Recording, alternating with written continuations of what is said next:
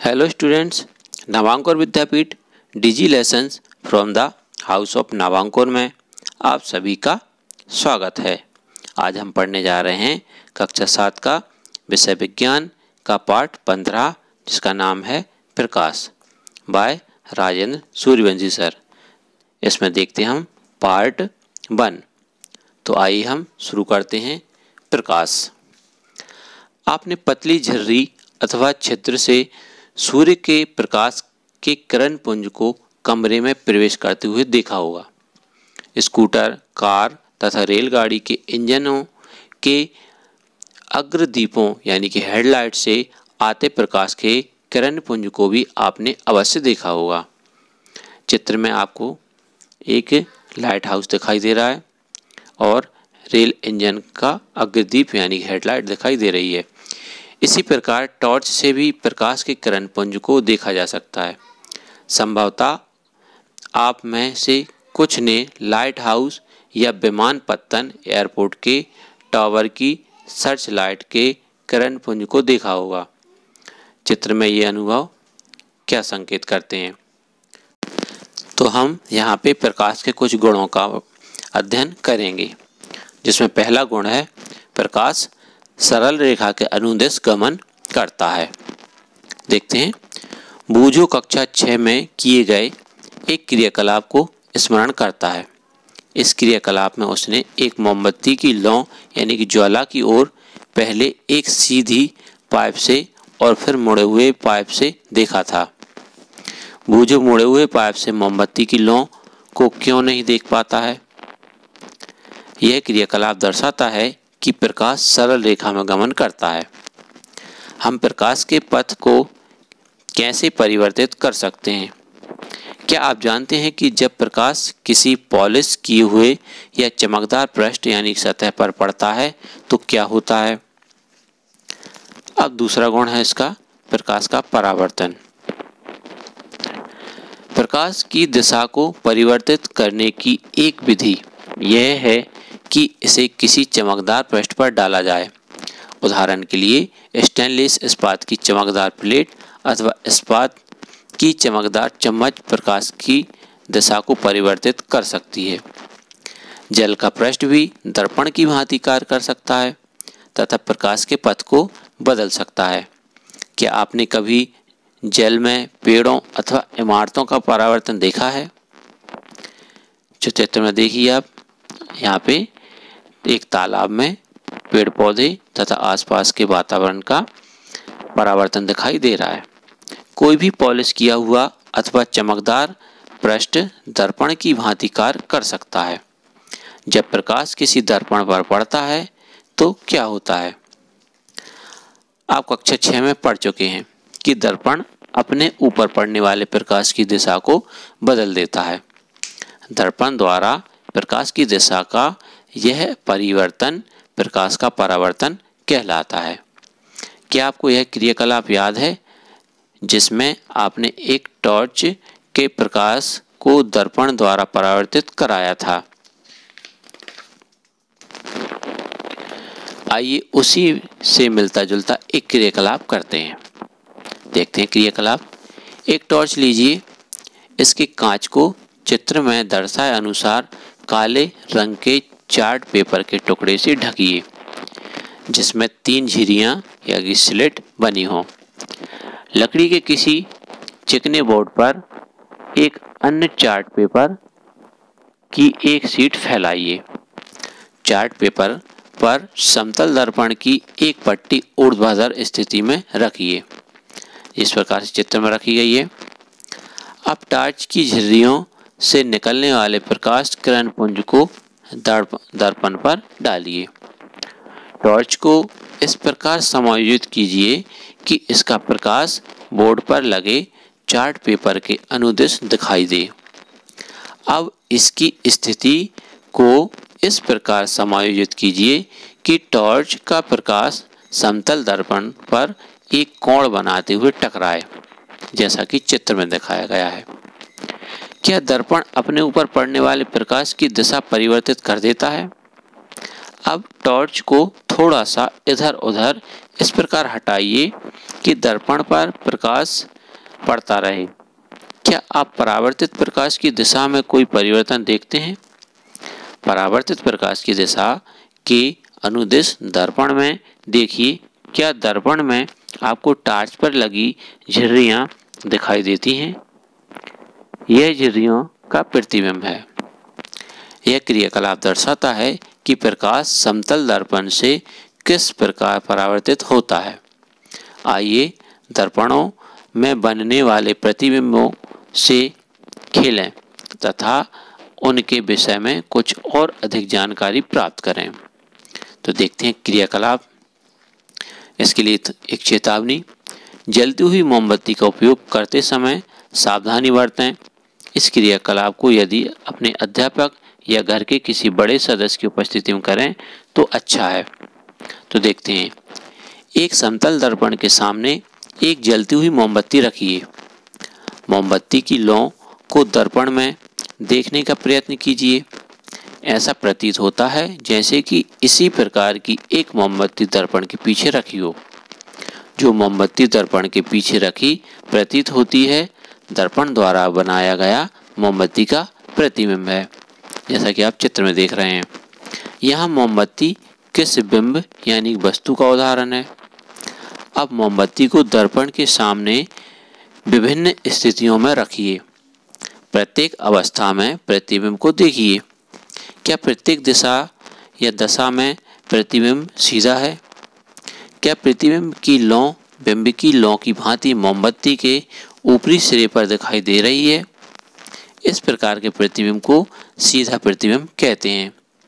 समतल दर्पण द्वारा बनने वाला प्रतिबिंब दर्पण में सीधा तथा बिंब के समान आमाप या साइज का दिखाई देता है। अब दर्पण के पीछे एक पर्दा ऊर्ध्वाधर रखिए। पर्दे पर मोमबत्ती का प्रतिबिंब प्राप्त करने का प्रयत्न कीजिए। क्या आप पर्दे पर प्रतिबिंब प्राप्त कर पाते हैं? अब पर्दे को दर्पण के सामने रखिए। क्या अब आप पर्दे पर प्रतिबिंब प्राप्त कर पाते हैं? आप देखेंगे कि किसी भी स्थिति में मोमबत्ती का प्रतिबिंब पर्दे पर प्राप्त नहीं किया जा सकता। दर्पण से प्रतिबिंब की दूरी कितनी है? आइए एक और क्रियाकलाप करें। देखते हैं क्रियाकलाप। शतरंज का एक बोर्ड चेस बोर्ड लीजिए। यदि चेस बोर्ड उपलब्ध ना हो तो एक चार्ट पेपर पर समान साइज के 64 वर्ग बनाइए। इसपे के माध्यम से स्केल के माध्यम से एक मोटी रेखा खींचिए। इस रेखा पर एक समतल दर्पण को ऊर्ध्वाधर रखिए। दर्पण के सामने तीसरे वर्ग की सीमा पर कोई छोटी वस्तु जैसे पेंसिल शार्पनर रखिए, चित्र में जैसा कि दिखाया है। दर्पण में इसके प्रतिबिंब की स्थिति नोट कीजिए। अब वस्तु को चौथे वर्ग की सीमा पर रखिए। फिर से दर्पण के प्रतिबिंब की स्थिति नोट कीजिए।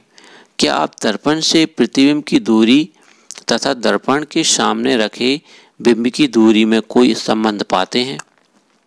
आप देखेंगे कि प्रतिबिंब दर्पण से उसके पीछे उतनी ही दूरी पर होता है जितनी कि दर्पण के बिंब की दूरी होती है।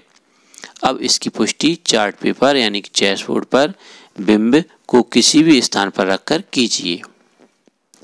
अब देखते हैं प्रकाश का अगला गुण, दक्षिण या वाम। जब आप समतल दर्पण में अपने प्रतिबिंब देखते हैं तो क्या यह ठीक आपके जैसा ही दिखाई देता है? क्या कभी आपने ध्यान दिया कि आप तथा दर्पण में आपके प्रतिबिंब में एक रोचक अंतर है? आइए इसे ज्ञात करें।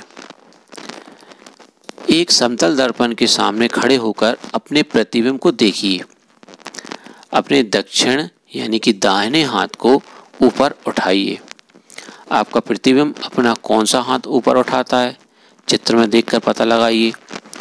अब आपने वाम यानी कि बाएं कान को स्पर्श कीजिए। आपके प्रतिबिंब के हाथ अपने आपके किस कान को स्पर्श करता है? ध्यानपूर्वक देखिए, आप देखेंगे कि प्रतिबिंब में दक्षिण यानी कि वाम दिखाई पड़ता है तथा वाम दक्षिण दिखाई पड़ता है। ध्यान दीजिए कि केवल पार्श्व यानी कि साइड में ही यह अदला बदली हुई है। प्रतिबिंब उल्टा या ऊपर का भाग नीचे नहीं दिखाई देता। अब एक कागज के टुकड़े पर अपना नाम लिखिए तथा इसे समतल दर्पण के सामने पकड़कर रखिए। यह दर्पण में कैसा दिखाई देता है? क्या अब आप समझ सकते हैं कि रोगी वाहनों पर शब्द एम्बुलेंस को चित्र की भांति क्यों लिखा जाता है?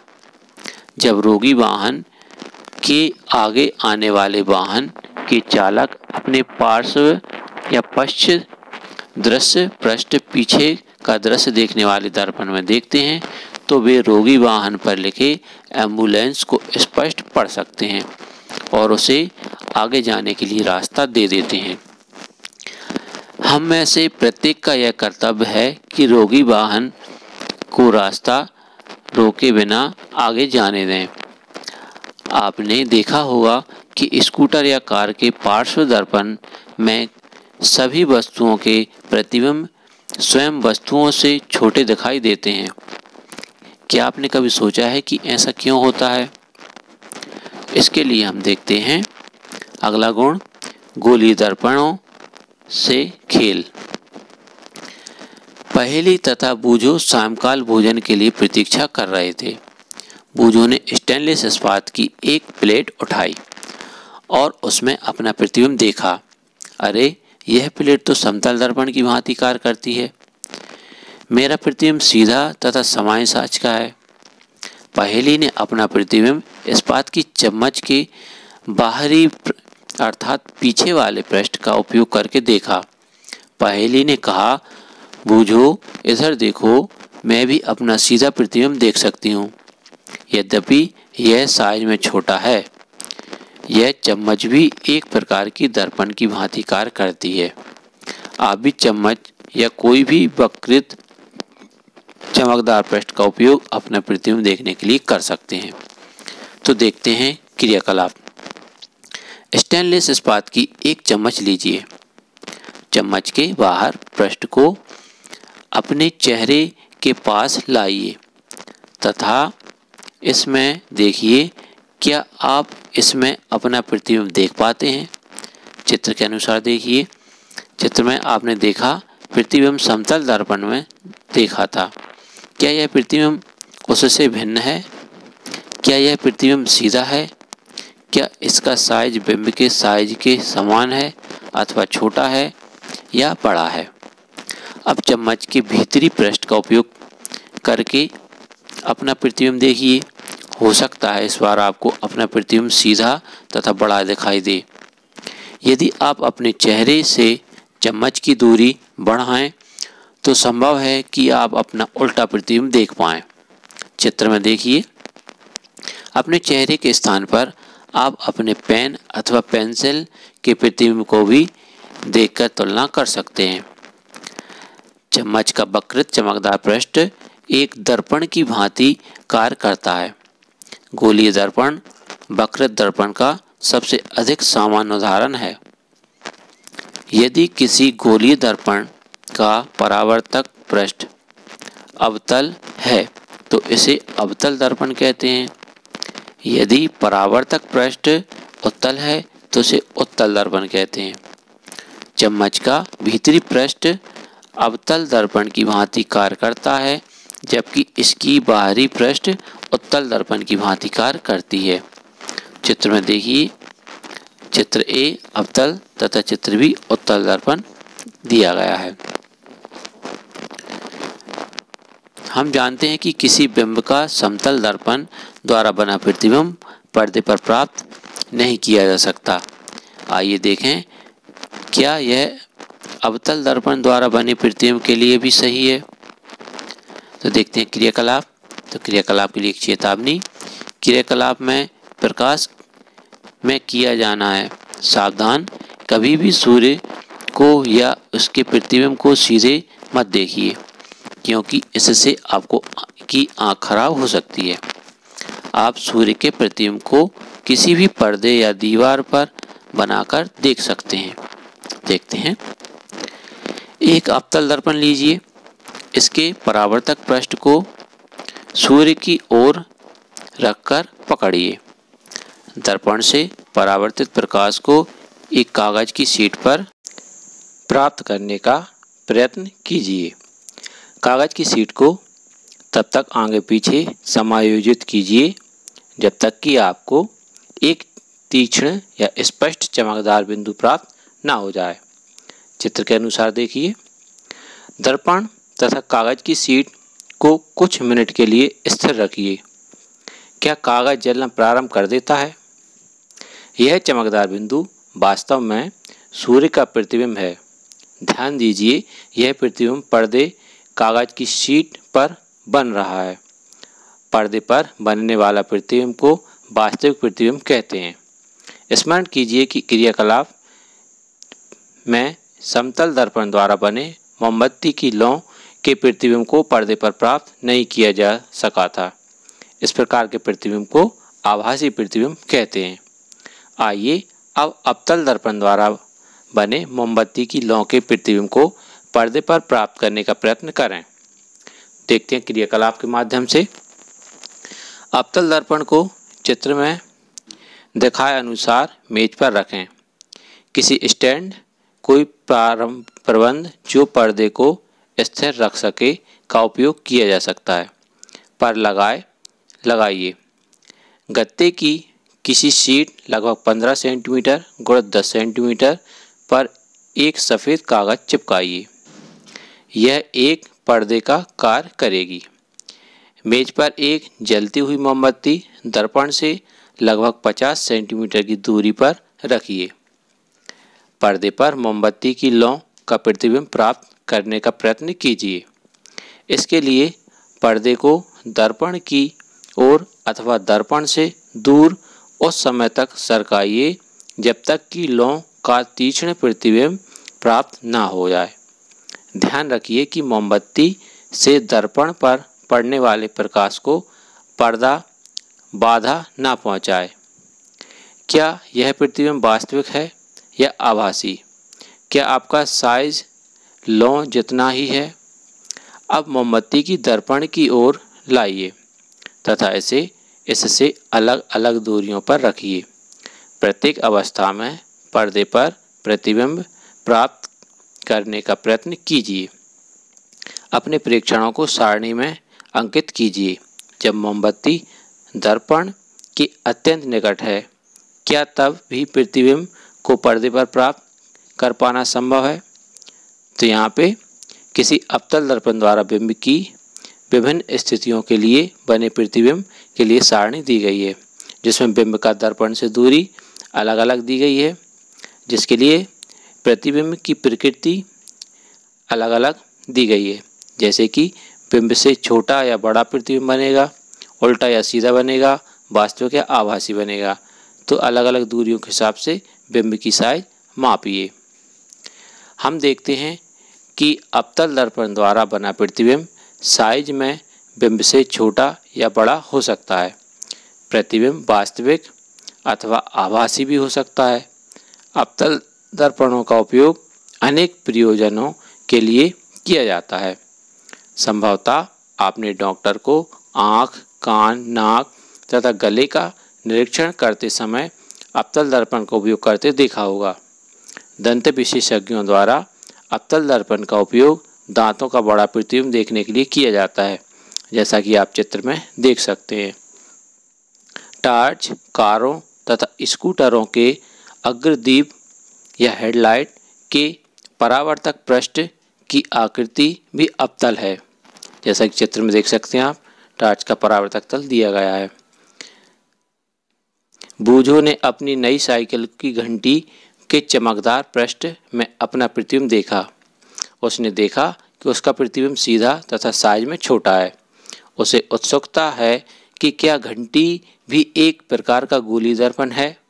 क्या आप पहचान सकते हैं कि यह किस प्रकार का दर्पण है। ध्यान दीजिए कि घंटी का परावर्तक पृष्ठ उत्तल है। देखते हैं क्रियाकलाप से। क्रियाकलाप 15.7 को अब अवतल दर्पण के स्थान पर उत्तल दर्पण लेकर दोहराइए। चित्र में अपनी प्रेक्षणों को क्रियाकलाप की भांति सारणी में अंकित कीजिए।